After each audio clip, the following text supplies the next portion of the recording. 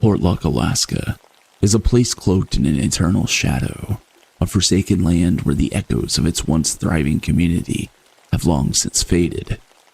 The wind whispers over empty streets, brushing against abandoned homes, and the silence is only broken by the haunting call of distant creatures. Located on the edge of Qalupalik Bay, where towering mountains loom in the backdrop, Portlock might have once been a tranquil haven for its residents, but serenity, as often as it does in such places, proved to be a fragile illusion, a cruel mirage that shattered long ago. In the early 1900s, Portlock was a bustling fishing village, a community bound by industry and traditions.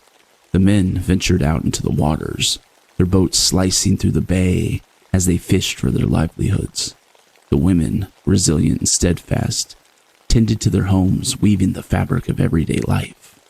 Children's laughter rang out as they played in the sparse patches of green, their carefree voices filling the air. This was a village with roots that went deep into the land.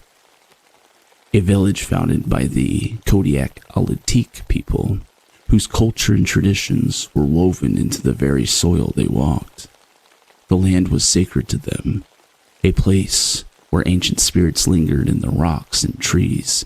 The Alutiiq people revered the wilderness, honoring it with respect as it had given them life for generations. But as the years passed, something shifted. A subtle change that no one could quite place. A creeping unease settled over the village, like a heavy fog that refused to lift. Whispers began to surface, tales that had been passed down through the Alutiiq elders for centuries. Stories of a creature that lived in the deep waters of Qalupalik Bay. A monstrous being with pale, unblinking eyes that watched from the dark depths. This was the Qalupalik, a figure from Alutiiq legend. A warning for children to stay away from the water. But these were the only stories, right? Myths meant to keep the young ones in line. Nothing more, or so the villagers believed. That is, until the disappearances began. It started with a fisherman, a seasoned man who had plied the waters for years without incident. One morning he set out for his usual catch, his boat gliding across the calm bay beneath the clear sky. There was nothing to suggest that this day would be any different from the others. But when the night fell, the fisherman did not return. Days passed and a search party was sent out to find him. His boat was discovered adrift on the water, eerily silent and empty. The villagers, their hearts heavy with unease, began to whisper of the Qalupalik once more. But they pushed the thoughts aside. Surely, there was more logical explanations. Perhaps the man had fallen overboard. Perhaps something else had happened entirely. Something earthly. Then the disappearances escalated. Another fisherman vanished, followed by a woman, then a child. There were no traces, no signs of struggle, just empty spaces where they had once been. But it wasn't just people who were disappearing. The land itself seemed to be changing. The animals, once abundant and thriving, began to act strangely. They grew skittish, their eyes wide with fear, as though they were being hunted by something they could not see, but could feel. Hunters who ventured into the forest returned with strange tales. Tales of figures lurking in the trees, figures that moved with unnatural grace, their eyes glowing like embers in the dark.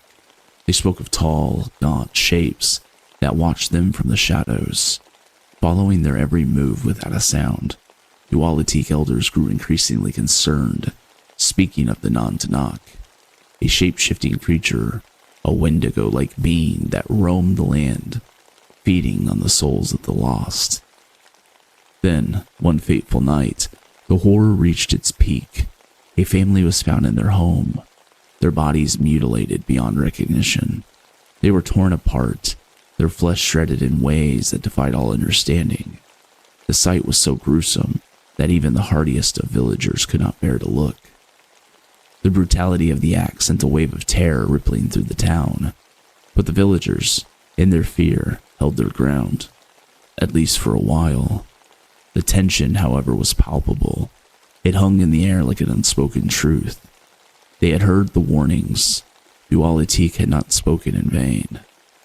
And now they knew the price of defying the old ways, of ignoring the ancient beliefs that once governed this land.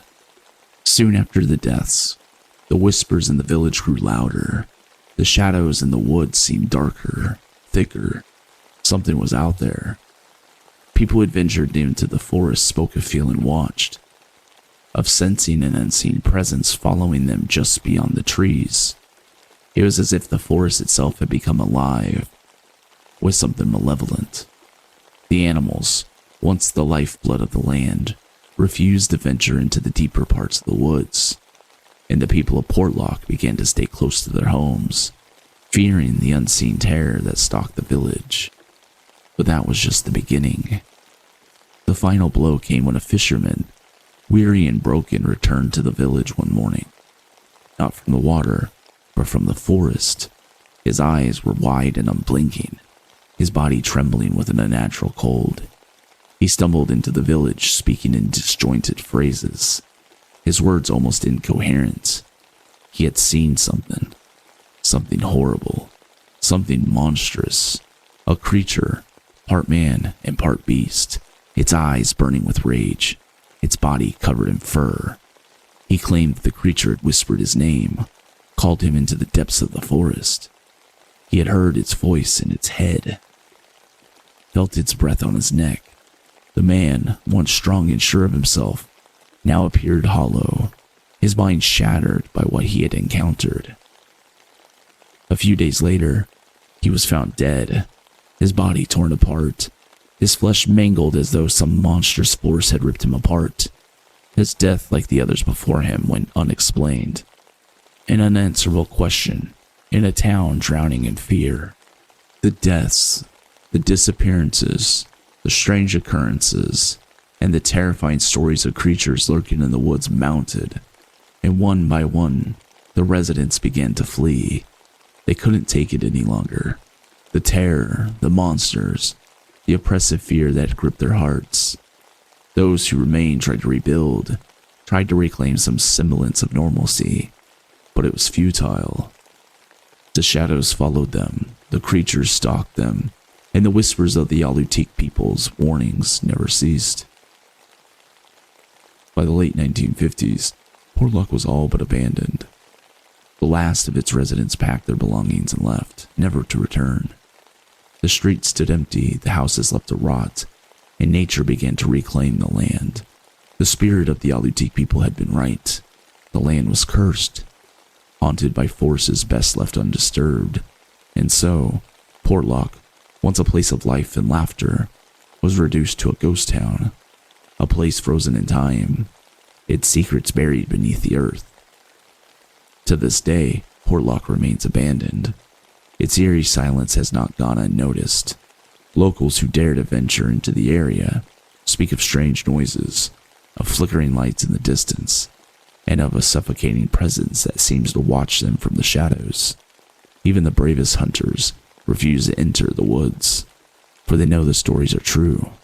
The spirits of the land are restless, and the creatures that once roamed are still there, lurking in the darkness, waiting.